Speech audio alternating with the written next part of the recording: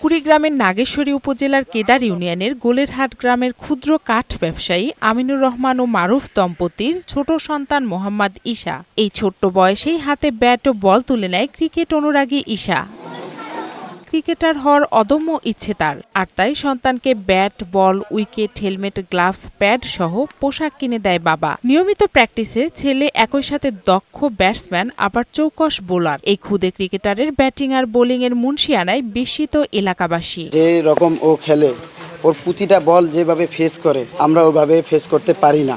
তার হাঁটু ফেলে মারার স্টাইল সম্পূর্ণ আমার কাছে অনেক অনেক ভালো লেগেছে। ও যদি ভালো কোচ পায় তাহলে ও একজন ভালো প্লেয়ার হবে। ইউটিউব থেকে শিখে ক্রিকেটের বিভিন্ন কৌশল ছেলেকে শেখাচ্ছেন বাবা। তবে ভবিষ্যতে প্রাতিষ্ঠানিক প্রশিক্ষণের মাধ্যমে ছেলে ভালো ক্রিকেটার হবে এমন স্বপ্ন তার। আমার স্বপ্ন হয়েছে যে ও বড় করিয়া জাতীয় দলের ধরুন ও চান্স পায়, দেশের জন্য ধরুন ও ভালো কিছু করতে পারে, এটি আমি আশা করি।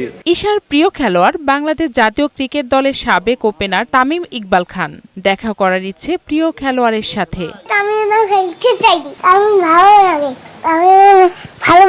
স্থানীয় জনপ্রতিনিধিরাও মুগ্ধ ঈশার প্রতিভায়। আমি ওর মধ্যে একটা মারাত্মক প্রতিভা দেখছি, যে আগামীতে যদি কোনোভাবে নার্সিং ভালো হয়, ছেলেটার মধ্যে একটা ক্রিকেট প্রতিভা আছে।